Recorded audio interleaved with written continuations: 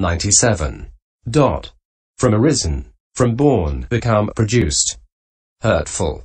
Here hurt, affliction, is a disturbance of elements, and it is the leprosy, tumors, boils, etc. originated by that disturbance. Hurtful. Vyabhadika. Because arisen in the form of hurt. Vyabhada. Feelings. Painful feelings, feelings resulting from unprofitable karma, from those hurtful feelings. For complete immunity from affliction. For complete freedom from pain. So that all that is painful is abandoned, is the meaning. This is how this virtue concerning requisites should be understood. In brief, its characteristic is the use of requisites after wise reflection. The word meaning here is this. Because breathing things go, int, move, proceed, using what they use, independence on these robes, etc. These robes, etc. are therefore called requisites. Pakaya equals ga. If pi plus rt, semicolon. Concerning requisites is concerning those requisites. 98. Opening parenthesis. A. So, in this fourfold virtue, patimokkha restraint has to be undertaken by means of faith. For that is accomplished by faith, since the announcing of training precepts is outside the disciple's province. And the evidence here is the refusal of the request to allow disciples to announce training precepts. See Vin 3 9-10. Having therefore undertaken through faith the training precepts without exception as announced, one should completely perfect them without regard for life. For this is said, as a hen guards her eggs, or as a yak her tail, or like a darling child, or like an only eye. So you who are engaged your virtue to protect, be prudent at all times, and ever scrupulous. Opening parenthesis. Source untraced. Also, it is said further. So to sire, when a training precept for disciples is announced by me, my disciples do not transgress it even for the sake of life. AIV 201. 99. And the story of the elders bound by robbers in the forest should be understood in this sense. It seems that robbers in the Mahavani forest bound an elder with black creepers and made him lie down. While he lay there for 7 days he augmented his insight, and after reaching the fruition of non-return, he died there and was reborn in the Brahma world. Also they bound another elder in Tambapoi Island, Sri Lanka, with string creepers and made him lie down. When a forest fire came and the creepers were not cut, he established insight and attained nibbana simultaneously with his death. When the elder Oya, a preacher of the Daya Nikaya, passed by with 500 bhikkhus, he saw what had happened, and he had the elder's body cremated and a shrine built. Therefore let other clansmen also maintain the rules of conduct here, renouncing life if there be need, rather than break virtues restrained by the world Savior decreed. 100. Opening parenthesis. B. And as patimokkha restraint is undertaken out of faith, so restraint of the sense faculties should be undertaken with mindfulness. For that is accomplished by mindfulness, because when the sense faculties' functions are founded on mindfulness, there is no liability to invasion by covetousness and the rest. So, recollecting the fire discourse, which begins thus, better is the extirpation of the eye faculty by a red-hot burning blazing glowing iron spike than the apprehension of signs in the particulars of visible objects cognizable by the eye. SIV 168.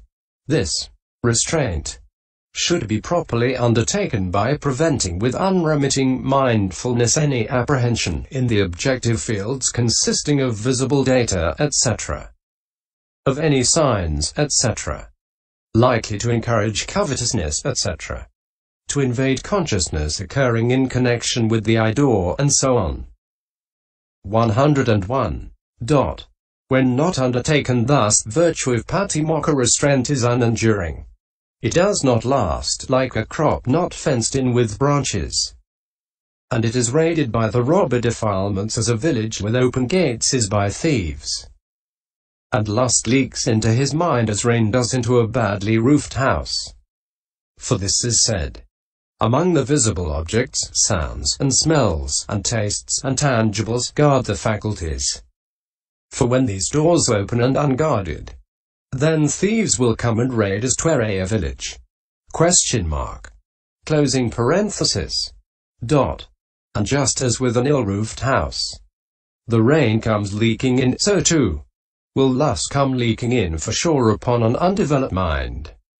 DHP 13. Dot. 102.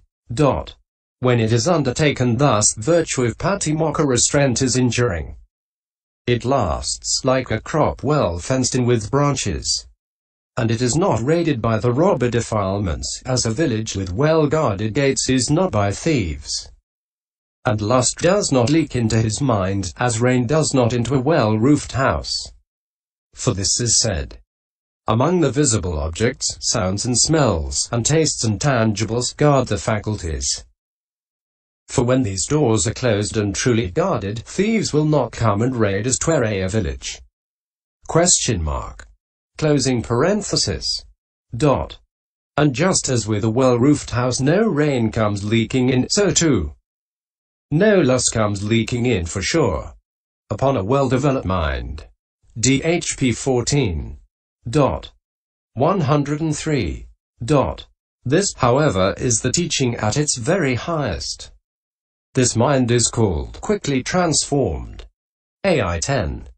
So restraint of the faculties should be undertaken by removing arisen lust with the contemplation of foulness, as was done by the elder Vaugisa soon after he had gone forth.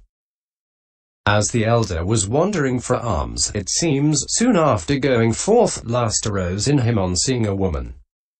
Thereupon he said to the Venerable Ananda, I am afire with sensual lust, and burning flames consume my mind. In pity tell me, Gautama, how to extinguish it for good. SI 188. Dot. The elder said, you do perceive mistakenly that burning flames consume your mind.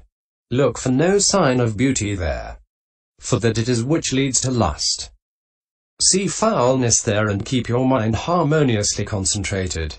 Formations see as alien, as ill, not self, so this great lust may be extinguished and no more.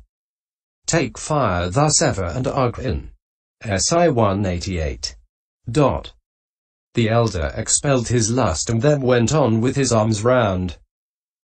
104. Dot.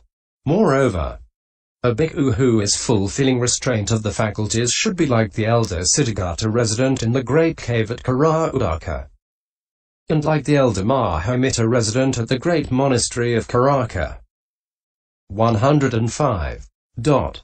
In the great cave of Karauddaka, it seems, there was a lovely painting of the renunciation of the 7 Buddhas. A number of bhikkhus wandering about among the dwellings saw the painting and said, what a lovely painting, venerable sir. The elder said, for more than 60 years, friends, I have lived in the cave, and I did not know whether there was any painting there or not. Now, today, I know it through those who have eyes. The elder, it seems, though he had lived there for so long, had never raised his eyes and looked up at the cave. And at the door of his cave there was a great ironwood tree. And the elder had never looked up at that either.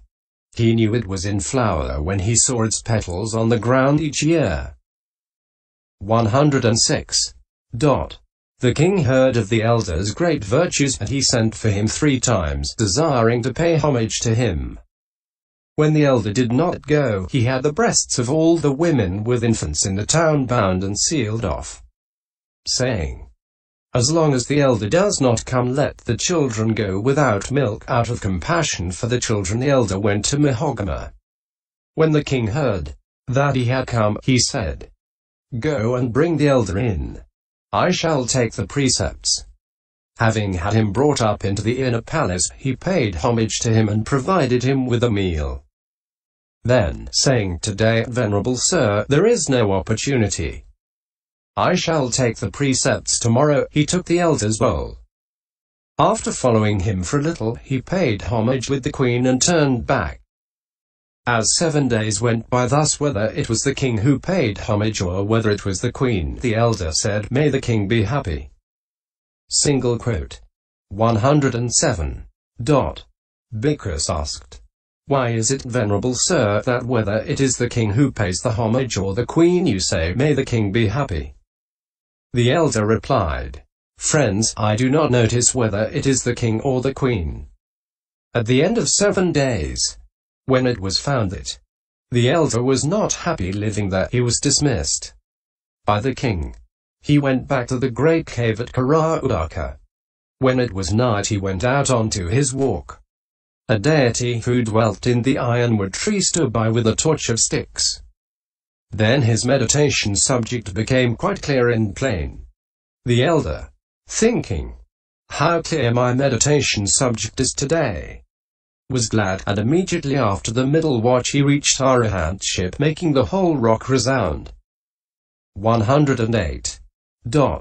So when another clansman seeks his own good, let him not be hungry-eyed, like a monkey in the groves, like a wild deer in the woods, like a nervous little child.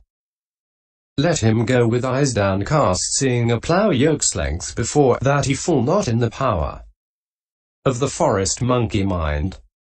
109. The elder Mahometa's mother was sick with a poison tumor. She told her daughter, who was a bhikkhu and he had also gone forth, "Lady, go to your brother. Tell him my trouble and bring back some medicine." She went and told him. The elder said, "I do not know how to gather root medicines and such things and concoct a medicine from them. But rather I will tell you a medicine. Since I went forth, I have not broken my virtue of restraint of the sense faculties by looking at the bodily form of the opposite sex with a lustful mind. By this declaration of truth may my mother get well. Go and tell the lay devotee and rub her body." She went and told her what had happened and then did as she had been instructed. At that very moment the lay devotee's tumor vanished, shrinking away like a lump of froth. She got up and uttered a cry of joy. If the fully enlightened one was still alive, why should he not stroke with his net-adorned hand the head of a bhikkhu like my son? So. 110. Let another noble clansman gone forth in the dispensation keep, as did the elder Mitta, perfect faculty restraint. 111. Opening parenthesis. C. As restraint of the faculties is to be undertaken by means of mindfulness, so livelihood purification is to be undertaken by means of energy. For that is accomplished by energy, because the abandoning of wrong livelihood is effected in one who has rightly applied energy.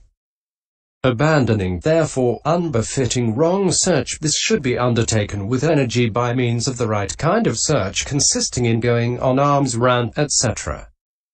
Avoiding what is of impure origin as though it were a poisonous snake, and using only requisites of pure origin. 112. Herein. For one who has not taken up the ascetic practices, any requisites obtained from the community, from a group of bhikkhus, or from laymen who have confidence in his special qualities of teaching the Dhamma, etc., are called of pure origin.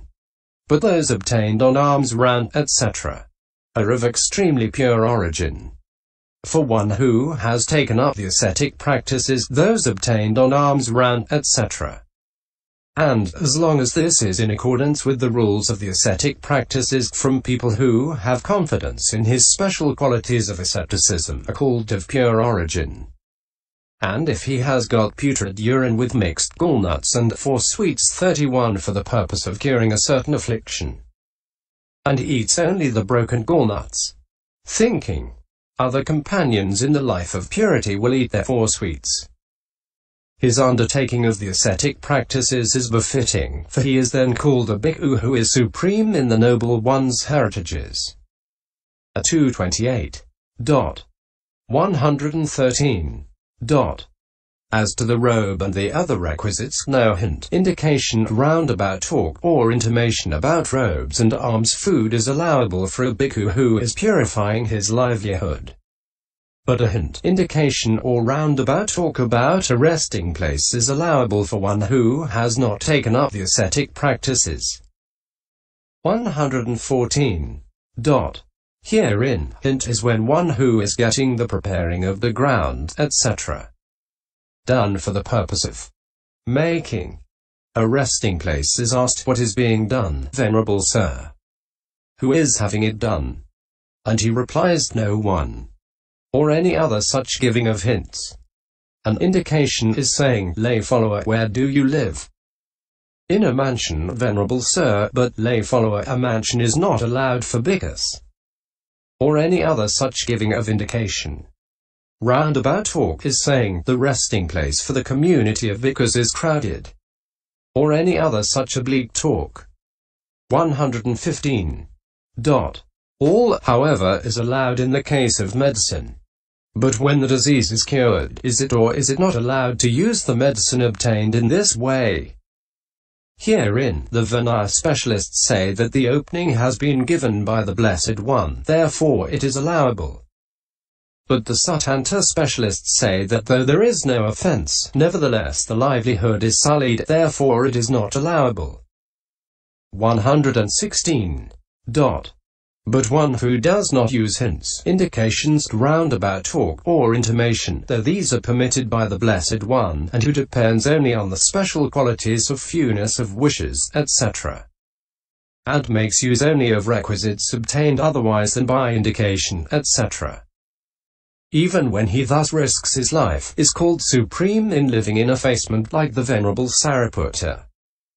117. It seems that the Venerable One was cultivating seclusion at one time, living in a certain forest with the elder Mahamoggallana. One day an affliction of colic arose in him, causing him great pain. In the evening the elder Mahamoggallana went to attend upon him. Seeing him lying down, he asked what the reason was. And then he asked, what used to make you better formerly, friend?